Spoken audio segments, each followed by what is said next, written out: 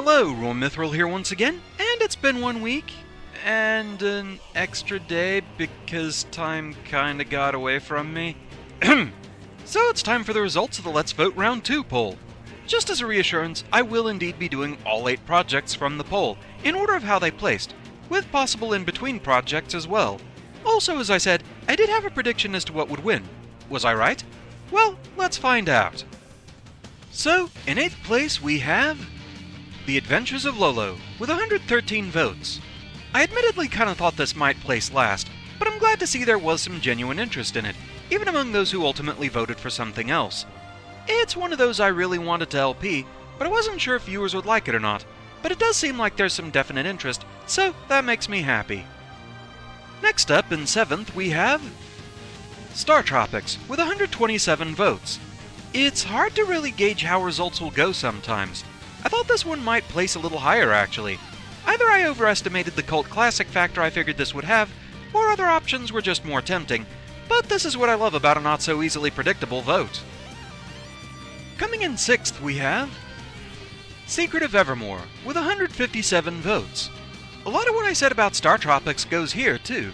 I wondered if this might have more of a cult classic following.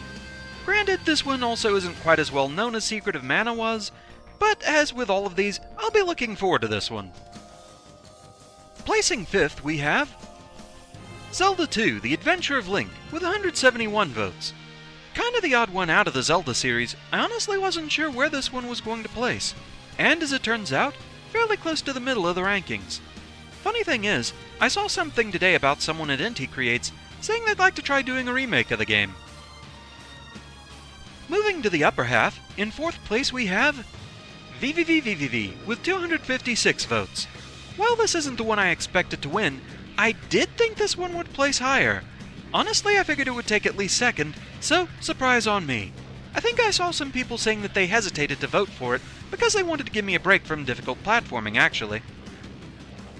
And now, getting into the medals, coming in 3rd we have Pokemon Yellow No Evolutions, with 294 votes.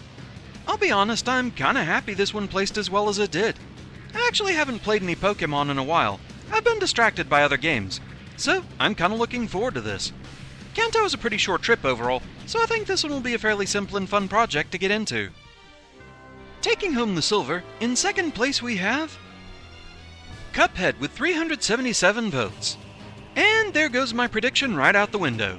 I kind of expected this one to run away with it, both due to the run-and-gun nature being at least semi-Mega Man-like, and the fact that it was the newest game on the list. A lot of people actually wanted me to have a break from the run-and-gun, though, so that may have affected it. But again, it's interesting to see a vote like this where the results aren't so predetermined. So hey, I'm cool with being wrong on this. And so, finally, going for the gold, in 1st place we have Castlevania: Circle of the Moon, with 599 votes. Still a commanding lead, but not quite the major runaway that happened on the last vote, so the results this time, yeah, a bit more reasonably spread out. A total of 2,094 votes this time around, so thank you everyone for your input. So that being said, I'm hoping to get Circle of the Moon going early next week, hoping for Monday, Tuesday at the latest. I have a bit of a busy weekend ahead, including finishing up the rest of the side updates for the month, getting some intro and outro cards ready for the project, setting up a new external hard drive to get all the MagMammal 2 footage off my system, and a bit of experimentation. So, story time. My good friend John Cosseth, he and I were talking about my progress on researching capture devices. I mentioned that one of the problems I have is that I'll need something for composite input. Or is it component? Blasted similar terminology, grrr. The one with the red, yellow, and white cables. Anyway, most capture stuff these days seems to drop that in favor of the other one, the red, blue, and green ones, and or HDMI. So, John said, let me help you out a bit. I can easily get you a converter. So I said, sure, that would be awesome. And so he ordered it and told me it would arrive in a couple of days. So a couple of days later, I get the package, and my first thought is, just how big is a converter? Because that was a bigger box than I was expecting. And there was a reason. It also contained a couple of extra HDMI cables, an HDMI splitter, and a new capture device to try out. It's an Aver Capture HD. It's a device he's used and is thus quite familiar with, so I'm going to be experimenting with that over the weekend, see if it'll suit my needs. even in the worst case, I still have some really nice useful stuff out of the deal, which I am very, very thankful for.